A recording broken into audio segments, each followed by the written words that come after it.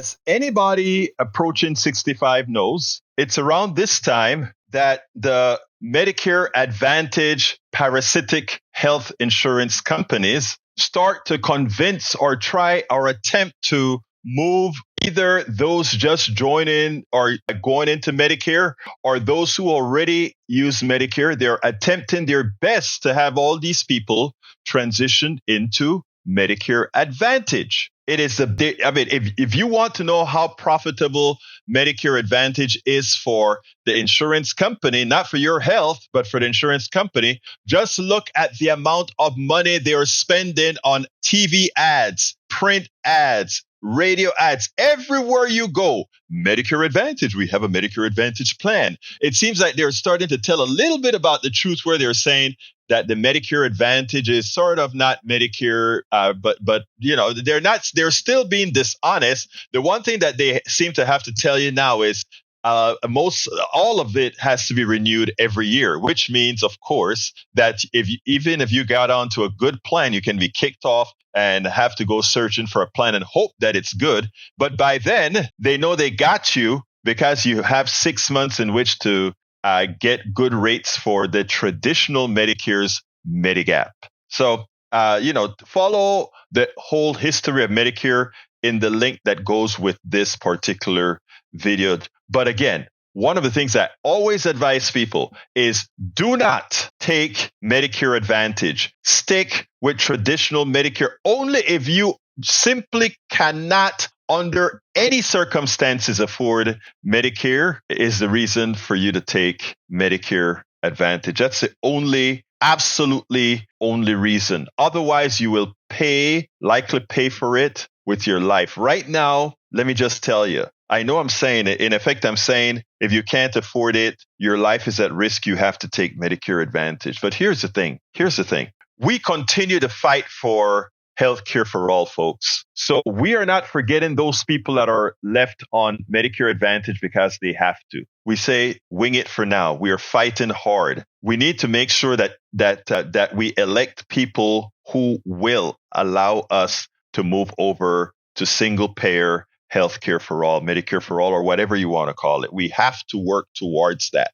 But today, I want to give yet another story of somebody who did the right thing. Her union was coercing her into taking Medicare Advantage in the union's plan. She's a teacher. And she looked into it. She realized that she would not get the best care. She realized that the doctors that she wanted would not be there. She realized that there was no guarantee that the medicine she wants would be there. And she said, no. I want you to listen to her story, and then we'll take it on the other side. I want to go to Joe. Come on in, Joe. Line number 2. Good morning. I wanted to tell you my story. I was an HISD teacher. When I reached 65, I was ready to retire. I had been teaching for 35 years. I thought that was long enough. And then I started having to find out about Medicare and the insurance that the teachers program was providing for me. And what I discovered, which was not easy to do, they don't make it easy to know the truth. But I found out that what the state was offering me for health coverage was a Medicare Advantage plan. And I already knew the disadvantages of Medicare Advantage. But what I also found out was if I had accepted, which, by the way, they said, if you don't accept this Medicare Advantage that we're offering you, you will never be able to get back into our healthcare system. Once you opt out, you're out. Never can you come back even as a former teacher, as a retired teacher. No, you can never come back to us.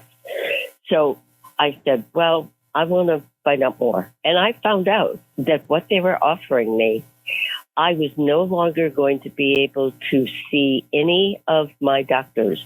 I'm seen at Baylor. I have cancer. I have many other problems. and I already had established specialist that I needed to continue seeing. But under their plan, I was no longer going to be able to go to any of my doctors. Also, if I really got sick, I could not even go to any hospitals in the medical center. I live inside the loop, but I was going to have to go to Memorial Hermann Hospital, way out at Gesner and the freeway. I couldn't go to my hospital. I couldn't go to my doctors. I told them, take your plan and shove it. But what I had to do was find my own secondary insurance. I took regular Medicare, which I love. It covers almost everything. And then my 20% additional, my secondary, I purchased myself.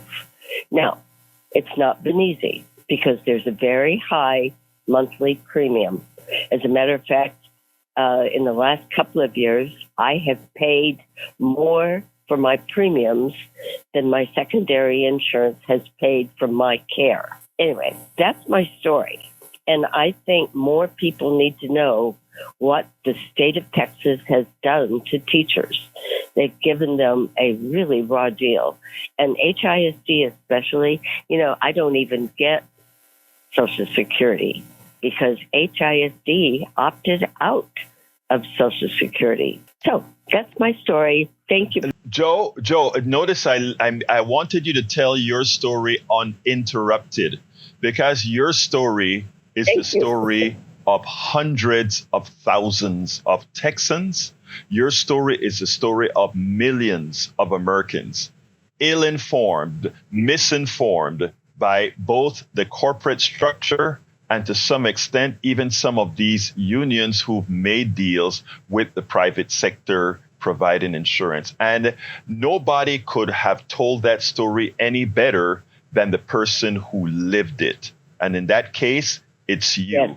What I want to congratulate you on is being forthright, and not just forthright, my dear, but also to go out there and find out on your own. Independent thinking saved your life. Because had you gone with that program and they provided you with substandard insurance and substandard quality of care, those of us that are listening to you today would not have had the privilege to be informed by your own experience. So I want to thank you so kindly for calling us, Joe, and you have a wonderful rest of your day. Thank you. Thanks for your program. Thank you, ma'am.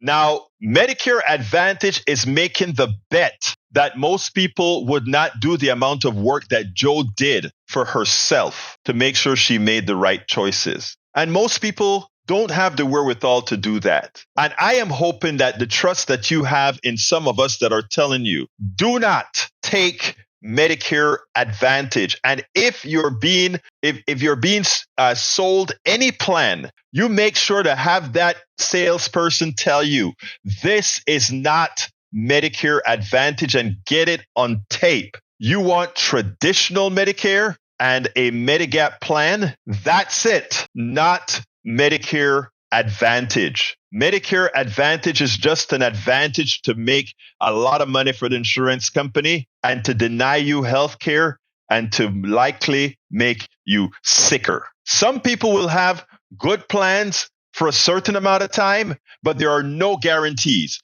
When you sign up for Medicare, you have Medicare for life. When you sign up for Medicare Advantage, you are at the behest of those insurance companies. And you know what? You know what they care about first? Profit first. And they will put you into whatever slum plan necessary for them to be able to make their profits. Please, folks, the way we ensure that Medicare Advantage dies is for us not to sign up for it. Because if we stop signing up for Medicare Advantage, it'll die on the vine because they need that influx of new people continuously. We can get rid of Medicare Advantage. And how do we get rid of Medicare Advantage? We get rid of Medicare Advantage by starving it. Folks, stick with Medicare so that it dies on its own. That's what we must do. Joe, we're proud of you.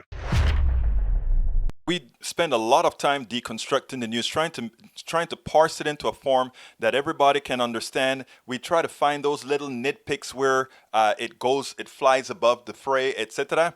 If you really like these videos that we do, I want to ask a big favor. Please go ahead. Number 1, subscribe to our channel, and number 2, please join if you can. Thank you so kindly for watching. Keep watching. Please remember to share. We must populate the entire internet with our progressive message, a message that we know is what most Americans say that they want. So help us, please join.